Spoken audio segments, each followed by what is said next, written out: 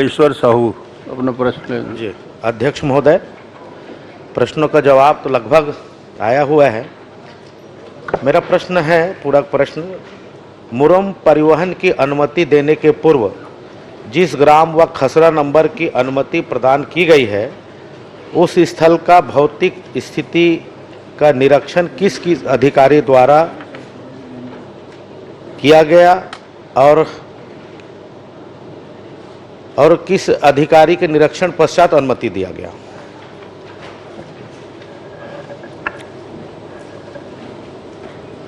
माननीय अध्यक्ष महोदय,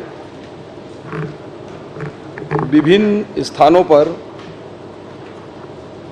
मुरुम खदान के लिए और अन्य खदानों के लिए अनुमति दिया गया है। उसमें विभिन्न खसरा नंबर है, 100 से अधिक।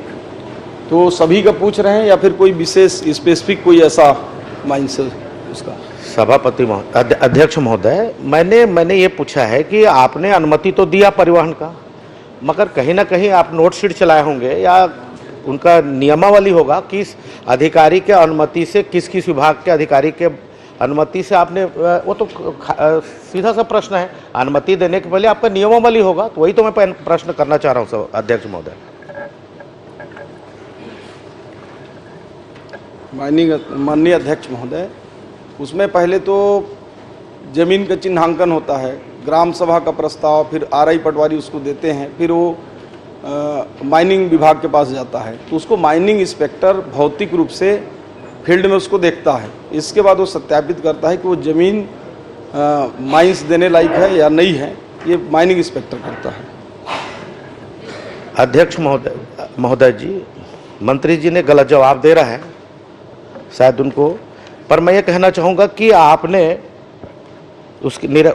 आपने अनुमति तो दे दिया, जब चाहे पटवारी से दिए चाहे आरआई से दिए, वो तो उत्तर ही गलत है। पर क्या आपने उस स्थिति को भौतिक सत्यापन कभी करने का प्रयास किया, या क्या स्थिति भौतिक सत्यापन जितने भी अनुमति दी है उसकी बात करना चाहूँगा? माननीय अध्यक्ष महोदय, मैं सही जवाब दे रहा हूँ। पहले माइनिंग इंस्पेक्टर उसको आते हैं माइनिंग की ओर से, फिर अंत में अनुमति तो रेवेन्यू ऑफिसर ही देते हैं, आखिरी में कलेक्टर ही देंगे। वो प्रक्रिया के तहत पटवारी का प्रतिवेदन, आरआई का प्रतिवेदन, फिर एसडीएम के पास जाता है, फिर वो कलेक्टर के यहाँ जाता है, फिर वो माइनिंग विभाग के प्रतिवेदन के आधार पर उसको अंत में जो है राजस्व के ही अधिकारी उसको अनुमति देते हैं। अध्यक्ष महोदय, उसके बाद खैर आपने जो भी अभी जवाब दिए हो, उसके बाद निरीक्षण, भौतिक निरीक्षण कब किए? आपने अनुमति दे दिए, अनुमति देने के बाद भी आपका कोई दायित्व तो बना होगा कि क्या वो उस जगह का जो परिवहन के लिए जो अनुमति दिए थे डंप का या उत्खनन किए हैं, वो जो जेसीबी चला के किए हैं, उनको कभी निरीक्षण किस अधिकारी कब किए, किस अधिकारी के द्वारा किया गया? समय समय पर निरंतर उसकी जांच होते रहता है और उसकी सत्यापन होती रहती है। माननीय अध्यक्ष महोदय, भौतिक सत्यापन किया जाकर ही मुरुम का एडवांस रूप से रॉयल्टी वगैरह जमा कराया जाता है। चलिए अध्यक्ष महोदय, मैं दूसरा क्वेश्चन करता हूं।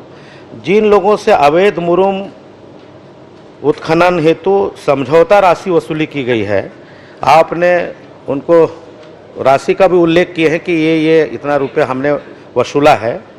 उस राशि का निर्धारण गाड़ी के आधार पर किए हो या स्थल में देख के वो क्यूबिक मीटर के आधार पर या घन मीटर के आधार पर आपने किया है? जो राशि का निर्धारण जो आपने जो मेरे को जो सूची दी है उनका निर्धारण का किस आधार पर किया?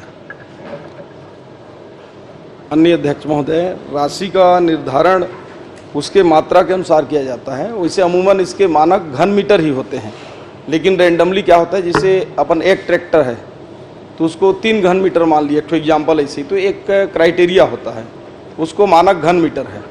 अध्यक्ष महोदय, आपने क्या उस स्थल को देखने का प्रयास किए?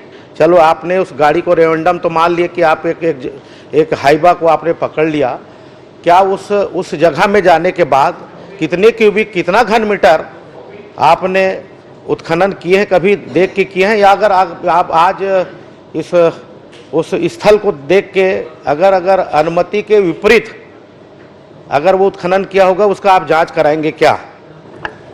माननीय अध्यक्ष महोदय, इसमें 2 प्रकार का होता है। एक तो परिवहन का होता है, जो रास्ते में पकड़ते हैं, उसमें स्थल जांच नहीं करते। लेकिन जहां पर भी उत्खनन का प्रकरण बनता है जगह का भौतिक रूप से उसका निरीक्षण किया जाता है। ठीक। अध्यक्ष महोदय, बस आखिरी बस के मैं ये कह रहा हूँ कि आपने जो अनुमति दी है, परिवहन का अनुमति दी है या जो भी हो, वहाँ पे ना कोई डंप रहता है, तहसीलदार के माध्यम से, आरआई के माध्यम से बैठे बैठे नोट शीट बनता है वहाँ पे, और फर्जी तरीका से वहाँ पे जो उत्खनन है, उत्खनन करके ही ऐसा प्रक्रिया होता है। तो मैं चाहूँगा कि आप उसको जांच कराएंगे क्या?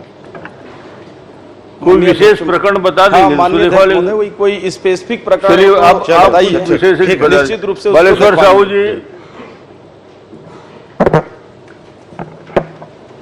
माननीय